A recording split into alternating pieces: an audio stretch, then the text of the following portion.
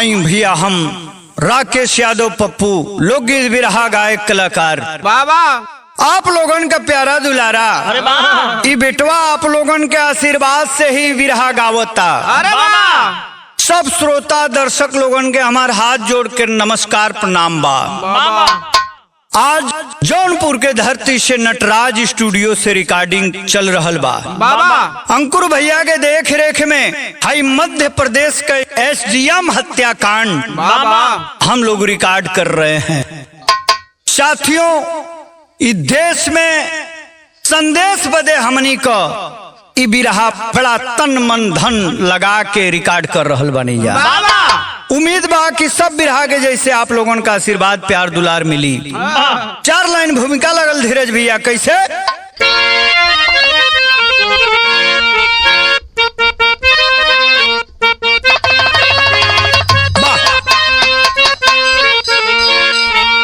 समझता है सच्चा कि सच्चा सभी है, कभी झूठ को परखना वो पाता। शिक्षा अलग है अलग दुनियादारी, अलग है सामाजिक बुद्धि का नाता। समय का नजाकत समझा न जग में, धोखा वही शख्स एक दिन है खाता।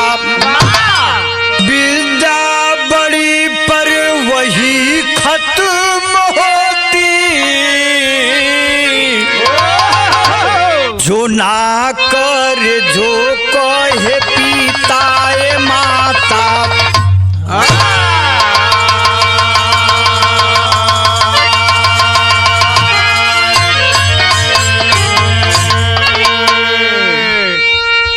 सूरज भैया बाबा समय सबसे ज्यादा बलशाली बलवान होला। बाबा समय का नजाकत जो समझाना जग में, बाबा धोखा वही शख्स एक दिन है खाता। विद्या बड़ी पर वही खत्म होती, जो ना करे जो कहे माता पिता। माई बाप का जे बात ना जग में मन ले है, वो कितना पीछे कितना बड़ गढ़ा में गिरल है भैया। एक अंदाजा केहू आज तक लगाना पौलस। हमरे बिरहा के शुरुआत में ही एक लाइन गजल लगल है मास्टर साहब कैसे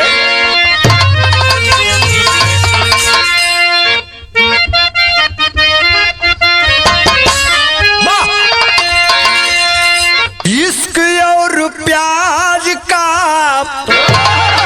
इश्क और प्यार का मजा लीजिए, थोड़ा इंतजार का मजा लीजिए, थोड़ा इंतजार का। क्या बात है?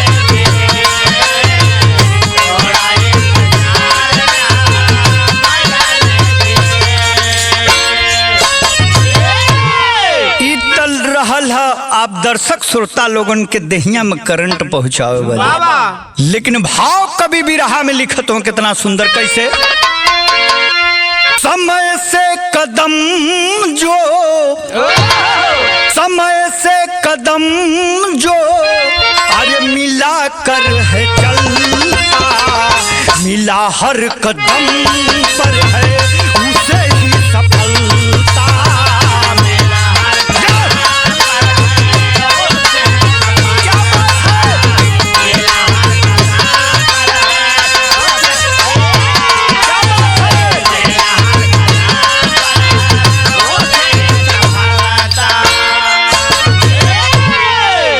एकदम 100% 200% सत्य बात बा।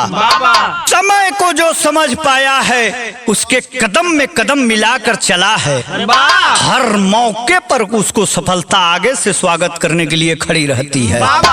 शेर के माध्यम से बात कहाँ के बा कभी लिखत हुआ कहा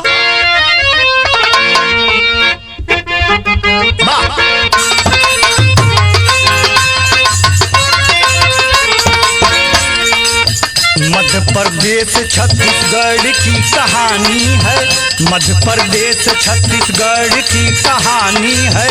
मनीष शर्मा की सुनिए बड़ी नादानी है।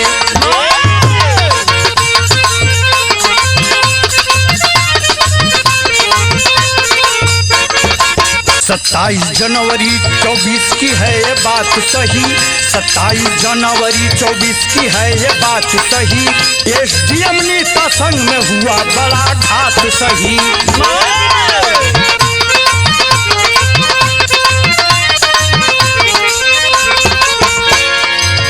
निशा नापित की बढ़ रही उमरिया है, निशा नापित की बढ़ रही उमरिया है। शादी डाट काम से फैला ही खबरिया है।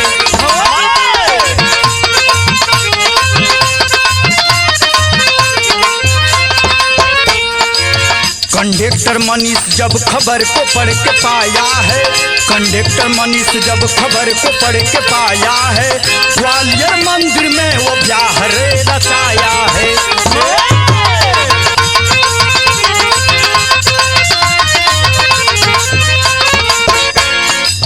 बदन का था गठीला निशा समझ पाई है, बदन का था गठीला निशा समझ न पाई है।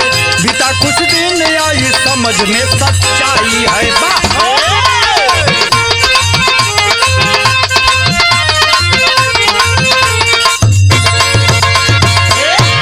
ए भैया बाबा मध्य प्रदेश छत्तीसगढ़ की कहानी है। निशा एसडीएम साहिबा अपने काम के बड़ा बखूबी ईमानदारी से निभावत है। बाबा तहसील में जात तारी अर्दली बा, नौकर चाकर बना, बॉडीगार्ड बा। बाबा गाड़ी से उतरत है, धाग धुर्रा बड़ा टाइट है। बाबा लेकिन जीवन में एक के तकलीफ है। अपने प्रोफेसर बहन से कहले रहली, बाबा वादा कैले रहली के बहन तोर घर बस जाई, लेकिन हम बियाह ना करब। ई बतिया कह के फंस गईली। धीरे धीरे 45 साल उम्र हो गई है, अकेलापन महसूस होके लागल। ई ख्याल आयल है कि ओहो देश का सेवा मैं ईमानदारी से कर रही हूँ, लेकिन अकेलापन मुझसे नहीं अब बर्दाश्त है। मन में आयल है कि अब तनी केहू हमारे जीवन पार्टनर मिल जाए, कितनी बोले बतियावे के, समय बितावे के हमके अच्छा सुयोग प्राप्त हो जाए। शादी डॉट कॉम पर तरह तरह वेबसाइट पर अपन फोटो खींच के अपन योग्यता के लिख के ये समाज में रख दिली है। ये भैया एगो कंडक्टर जौन बा बस में कंडक्टरी करत है। मनीष जब देखले बा कि अरे एसडीएम निशा 45 साल उम्र, मुझे उम्र से क्या लेना देना है, मुझे तो पैसे की जरूरत है। कॉल लगा देता है, फेसबुक से व्हाट्सएप से चैटिंग करना शुरू कर देता है, प्रेम के जाल में फंसा लेता है। निशा जी जब देखती हैं मनीष को तो वो भी लालायित हो जाती हैं कि कम न कम मैं मिल जाऊं इससे। तर्ज बदल गई हमारे बिरहा में, बड़ी बढ़िया तर्ज पुरान गुरुदेव लोग गावे कैसे।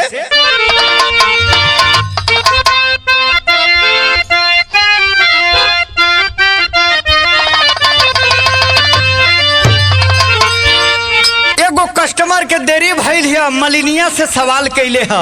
मलिनिया टोकरी लेके लिपस्टिक लगा के दुआरी पर पहुँचलिए। का कहता, अरे हम तो हसे पूछला,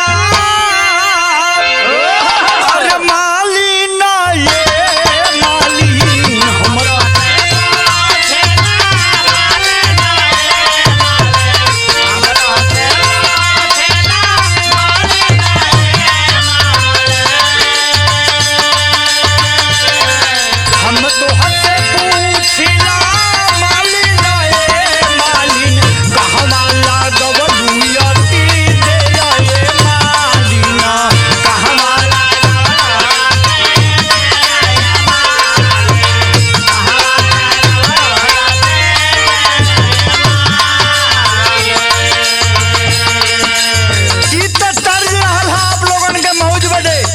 लेकिन भाव कभी जी लिखत हुआ कहानी के विस्तार के रूप में देत हुआ कैसे। एक साल बीतल केवल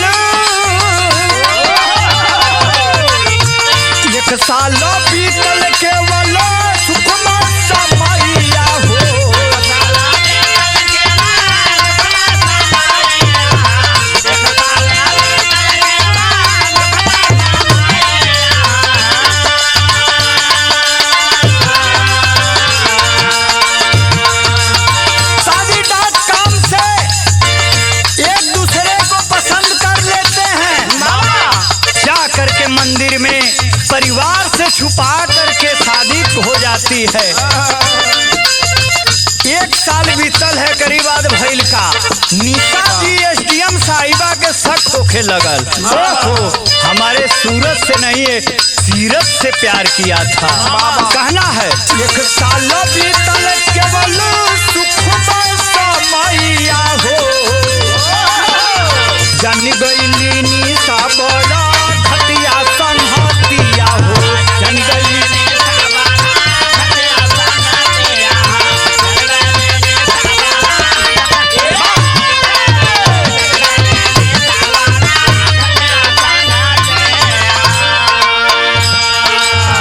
जानी गईली शादी पहले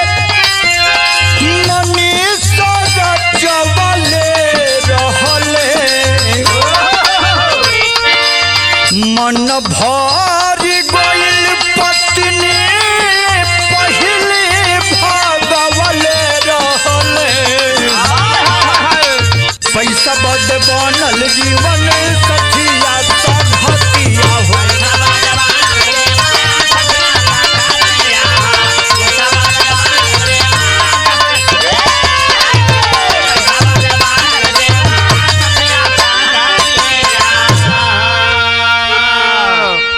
एसडीएम साहिबा जो देश को चलाने का काम किया करती हैं। आईएसपीसीएस इतना आसान नहीं होता है, अपनी जवानी कुर्बानी करने के बाद कोई आईएसपीसीएस बनता है। एसडीएम साहिबा को शक हो गया आगे तो 1 नंबर का फ्रॉड है। 420 है कि हमारे पैसे से मोहब्बत किया करता है। तर्ज बदल गई, बिरहा में नया मोड़ है मास्टर साहब। कैसे?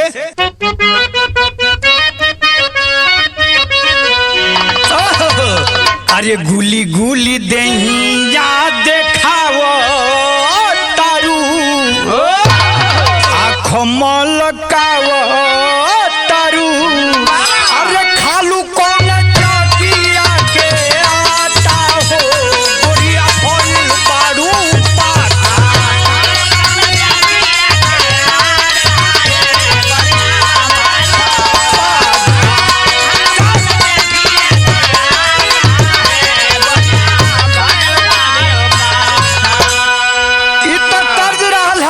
फर्ज कितना सुंदर कवि जी लिखत हम। 1 मिनट भी ध्यान आप लोगों के इधर उधर हो जाए तो बिरहा समझने में देरी हो जाए। कैसे?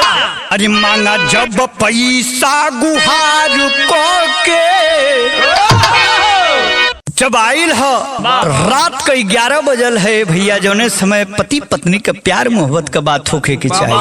वो समय कहता कि देखबू हो एगो प्लॉट खरीदल चाहता नहीं, अब पैसा कम पड़ गई है और ये झटका पर झटका एसडीएम साहिबा के लग गई। कहता का अरे मांगा जब पैसा गुहार कोरे, अनिशा तब विचार कोरे, अरे इतना पैसा कहावा उड़ावेला हो, किया हमके ना बतावेला।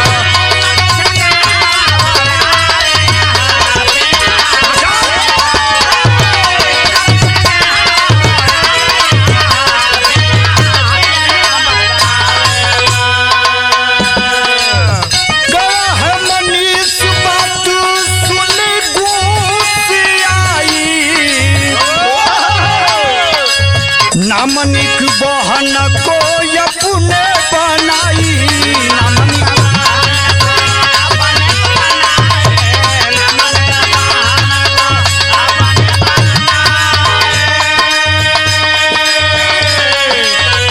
एसडीएम साहिबा सवाल कर देती हैं कि तुम 10 दिन गायब रहते हो घर छोड़ करके, और जब आते हो तो हाल चाल पूछने के बजाय सिर्फ पैसे पैसे की बात करते हो। कौन सा बिजनेस तुम्हारा है कि उसमें प्रॉफिट होता ही नहीं है? एनी टाइम तुम लॉस में रहते हो। जब ये डांट फटकार लगौले हो तो तमतमा गई है। कहले है कि हम बैंक में गई रही हाँ, पति हम हई आ देखली है कि बैंक में नामनी बनौले बड़ू प्रोफेसर अपने बहन के बाबा और लड़का के का हमरे को भरोसा नहीं खे। कहता गया है मनीष बात सुन गुस्सियाई, नामनिक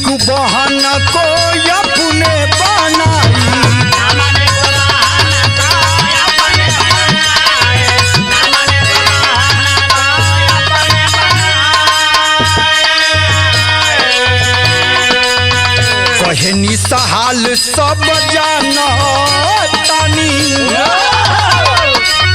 कहे निसहाल सब जानतानी, तब पति मानतानी, सारा धन दौलत पे उठावेल हो, पिया हमके नाम बतावेल।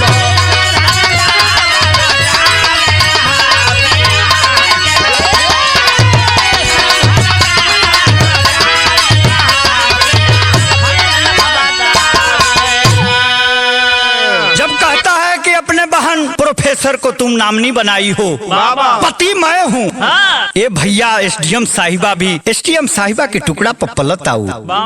एसडीएम साहिबा से वो सवाल जवाब कहत तारी की ई पैसा ले जा के कौन सवत रखले हुआ, हमरे करेजा पर दाल दर तार, ले जा हमार मेहनत का तपस्या का पैसा तू बर्बाद कर तार, ना बोली ने तो हमके गूंग समझता रह। तेरी के भाव में बड़ी ऊंची बात कहत हूँ कवि जी का।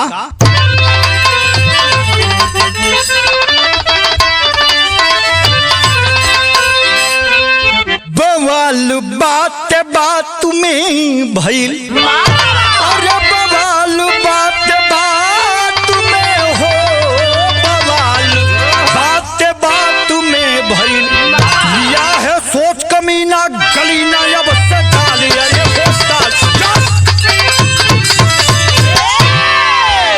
बात बढ़त चल गई पति पत्नी के बीच में, इतना तकरार बढ़ गई हो कि चौक के भाव में कवि के लिखे के पड़ल है का। अरे गया सोच मनीष बड़ी मुश्किल,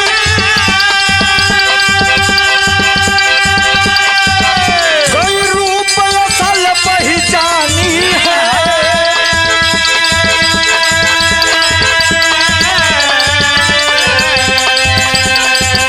मैं समझ रहा था बेईमान हूँ,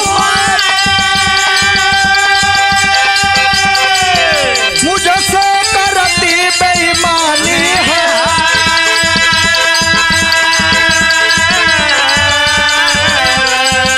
जब लाभ नहीं मुझको इससे, तब लिया वो मन में ठानी है,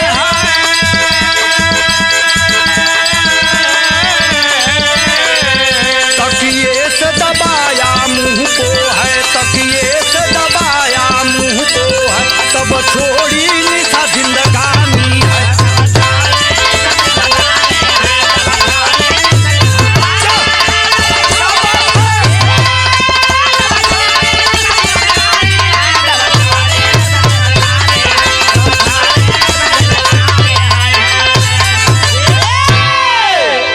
ए भैया रात का समय है, पति पत्नी के बीच में विवाद चरम सीमा के प्रकाष्ठा को लांघ जाता है। बात इतना बिगड़ गई कि एसडीएम साहिबा का पति ही बहुत बड़ा दुश्मन बन गया। तकिए से नाक को दबा देता है, गर्दन को दबा देता है, तड़प तड़प के मर जाती हैं एसडीएम साहिबा। सुबह होती है तो रविवार को तहसील थाना सब भी बंद रहते हैं, सरकारी छुट्टी है। सोच रहा है कि क्या करूं, सुबह आता है और ड्राइवर को और दली को बॉडीगार्ड को छुट्टी दे देता है। मैडम साहिबा का आदेश है तुम लोग अपने परिवार में जाके छुट्टी मनाओ, आज आराम करने का दिन है, हम दोनों आराम करते हैं, तुम लोग भी अपने घर में जाओ खुशहाली मनाओ। बैठ के सोचा था कि हुई कायब, कैसे ऐसन बड़ा इतना बड़ा गुनाह से पर्दा भी न उठे, हम गुनाहगार भी समाज के अंदर में न रहे। जाल रचता तर्ज बदल गई।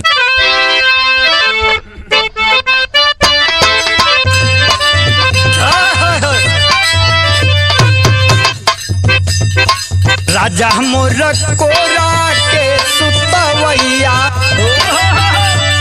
राजा मोर कोरा के सुतवैया, रात भर जो हता होई है ना, राजा मोर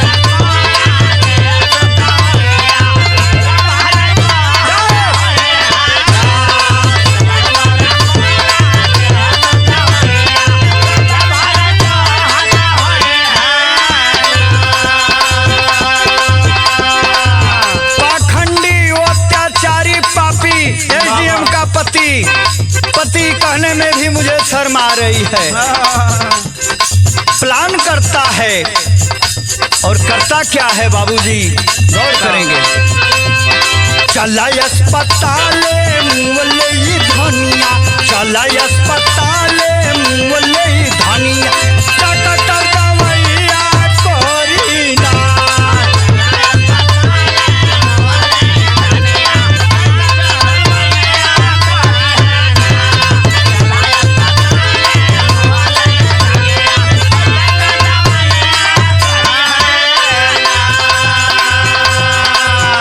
भैया हो 6 घंटा बीत गईल है।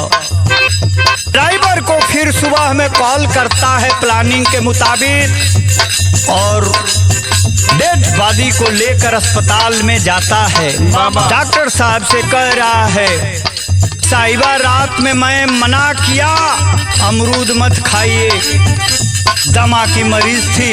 अमरूद खा लेने के बाद सांस घुटने लगी और मैं भी सो गया और मैडम ना खाना खा रही है, ना पानी पी रही है, ना बोल रही है। डॉक्टर साहब देखी पैरवा पकड़ के नाटक फैलौले है। कहत कि ये डॉक्टर साहब इनसे बड़ हमार देवी केहू नहीं खे, ये मर जाई है तो हम फसरी लगा के मर जाई। इनकी बिना हमार जीवन अधूरा है। इनके जियाल चाहे जितना पैसा रुपया लग जा, अमरूद फसल गटई में जाई।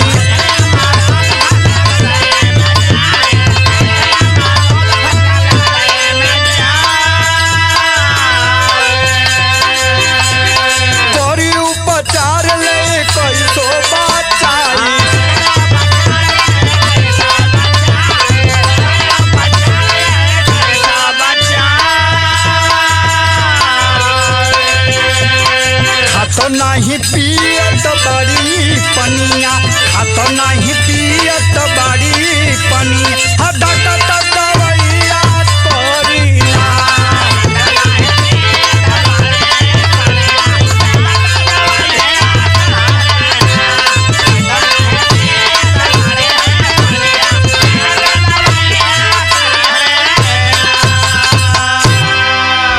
जाल फैलौले बा डॉक्टर साहब के पास। अरे तुम कंडक्टर हो, 5वीं क्लास फेल हो, घर को चीट करके तुम 11 साल में घर ही छोड़ दिया। फ्रॉडगिरी कितना दिन चलेगी? MBBS रात दिन पढ़ के कोई डॉक्टर बनता है, बहु रुपये के चेहरे को पहचान जाते हैं, फौरन कॉल करते हैं पुलिस को। ये कोई छोटी मोटी बात नहीं थी और न छोटा कोई मरीज था। SDM साहिबा IS रैंक की अधिकारी हमारे बेड पर मरी हुई पड़ी हैं और कोई छल मुझे कर दे, एहसान की बात है। डॉक्टर सोच रहे हैं। तर्ज बदल गए हमारे बिरहा में मास्टर साहब।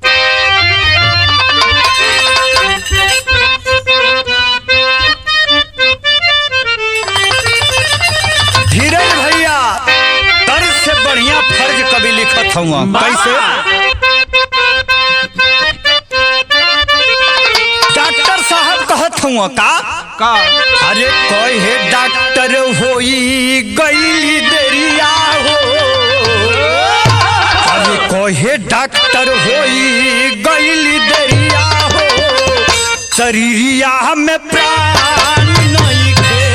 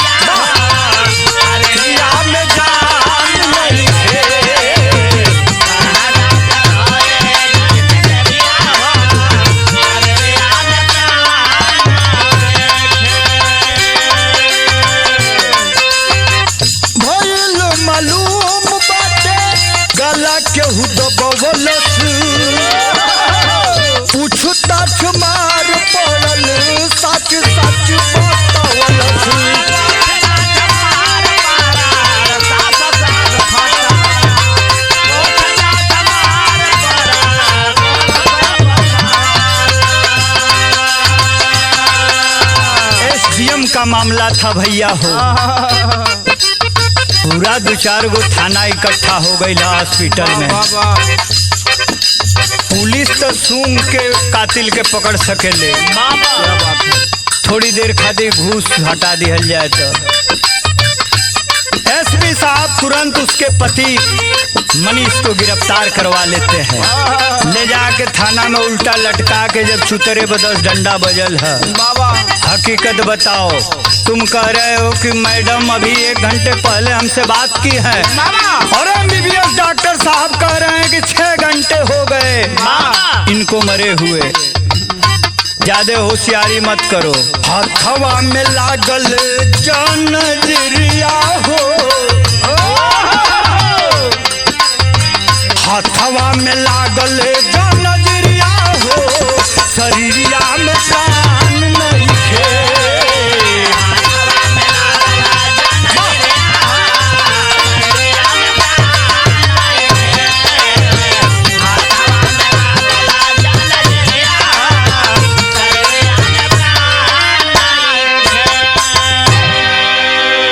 ये भैया ई बिरहा गावे का मकसद ये है कि अनपढ़ गवार अगर केहू ठगा जाता ई कहे में आसानी लगेला कि अनपढ़ गंवार रहला।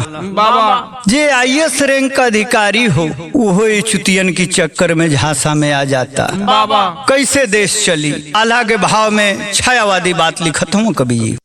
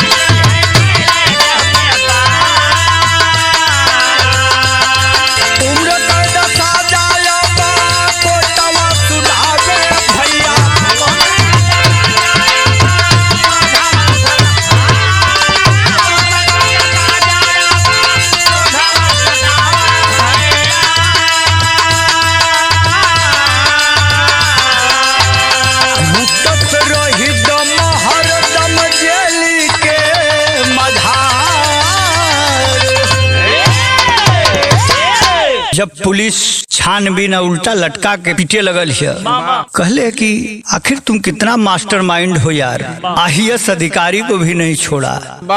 कितना बड़े चीटर हो तुम, कितना बड़े 420 हो। बतावे लगल अपन कुंडली। कहलस 11 साल की अवस्था में हम घर छोड़ दिहले, 18 साल ना भइल एगो बियाह कर लिहले, 6 महीना में डिवोर्स दे दिहले। घर के लोग मार मार करे लगल तो झगड़ा क के अपन हिस्सा बंटवा लिहले, सब बेच के अहियासी में उड़ा दिहले। हम जीवन में यह काम कैले बाड़ी कि खाली अहियासी या दारू से संबंध रखले बाड़ी। मानवता धर्म के ना निभावली ये साहब, हमके माफ कर दें। साहब कहे कि अरे तुम कोई छोटी मोटी गलती नहीं किए हो कि तुमको माफ कर दिया जाए। खड़ी के लाइन में बहुत ऊंचा संदेश लिखत हूँ कवि जी का।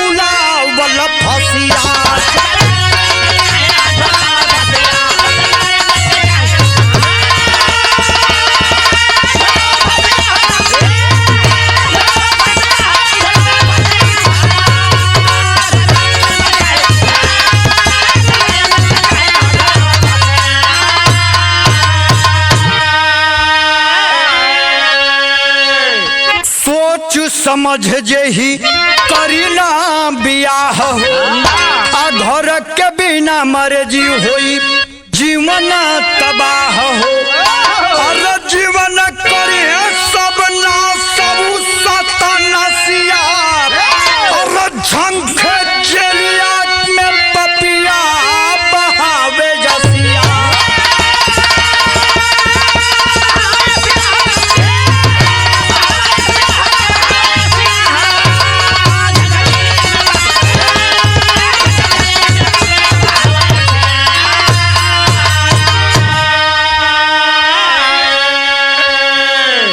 कुसुम पराग जद्दू देऊ जब नारी मारी जई है काशी सुरेंद्र कैसे दुनिया बच पई है।